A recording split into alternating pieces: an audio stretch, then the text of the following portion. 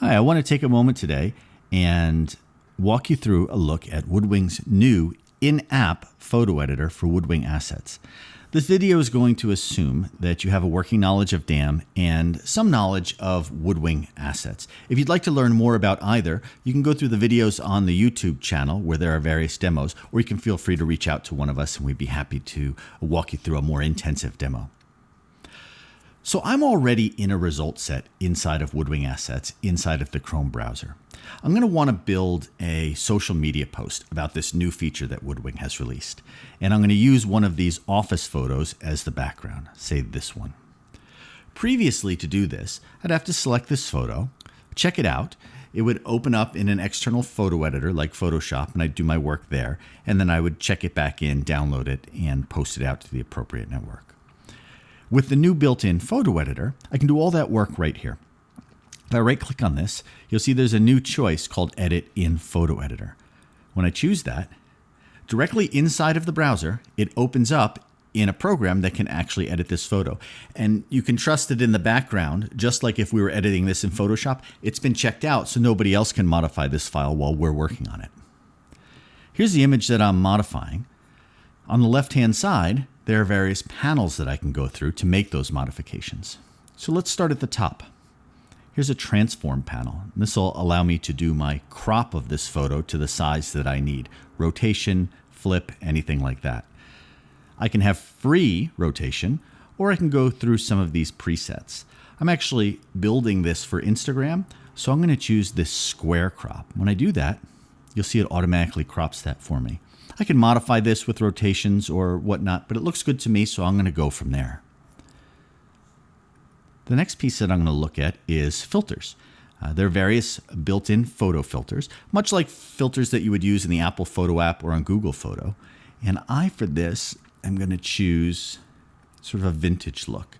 It'll allow me to change the intensity, so I'll go ahead and do that. Fantastic. I can always remove that if I want to, either now or as I go down the editing process.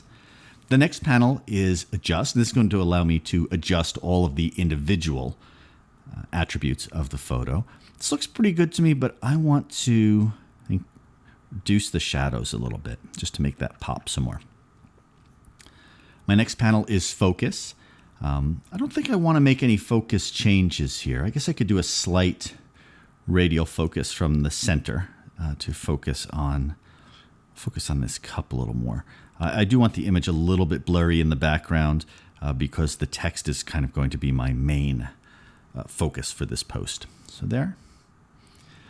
Next, I have an option of frames. I'm not going to use a frame for this, but if I wanted to select one of these, it would allow me to apply a frame to the outside of the photo. I'm going to remove that. Here's my text. I do want text, so I can go ahead. First, I'm going to write my text, and then I will choose the options around it. I'm going to say WoodWing's new photo editor. Great. When I do that, pops in there. I can move that around. I want to change the color of that. I want to change the font color to black. I want to change the font, actually. Let's see the font options that we have. I want to make this a little more classy. There we go. Osgood semi-bold. This is going to require me to change that again. Edit that, move it. Line spacing, put them a little further apart. I'm happy with the background color being transparent, and I'm good with that. I could add another text box if I wanted to. I'm satisfied with this the way it is right now. The next piece is text design. So instead of putting just a basic text box, if I wanted to, I could create a styled text box from one of these presets. I don't want to do that for this image, so I'm going to delete what it created there. Stickers, very much like using stickers in text messaging or on social media. There are a number of emojis and shapes that I can drop onto this. And then a brush if I wanted to do some freeform drawing, which I don't. I'm actually quite happy with the way this is. I want to increase the font size here a little bit. Let's see. There we go. Fantastic.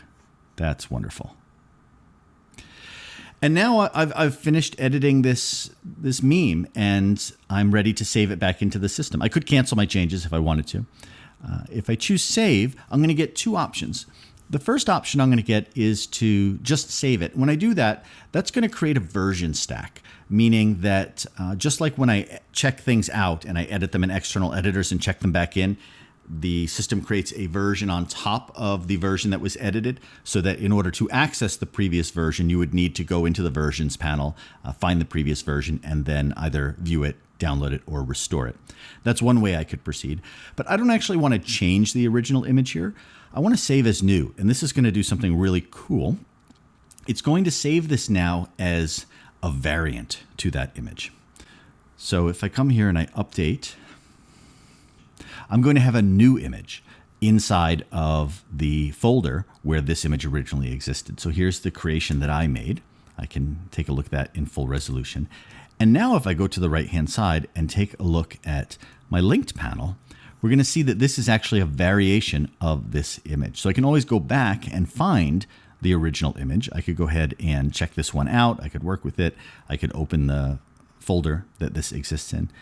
And if I go to the original image, I'll be able to see all of the variations that have been created off of this image. So this opens a world of possibilities as far as being able to have an original image inside of the dam, and then create variants that are ready to use for various endpoints, right? Whether it's social media or emails or websites or apps that have already been cropped and set up and had color work done on them for those endpoints.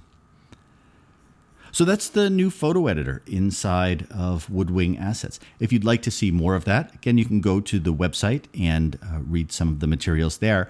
But feel free to reach out to us, and we'd love to give you an in-person demo. Thanks for taking the time to listen.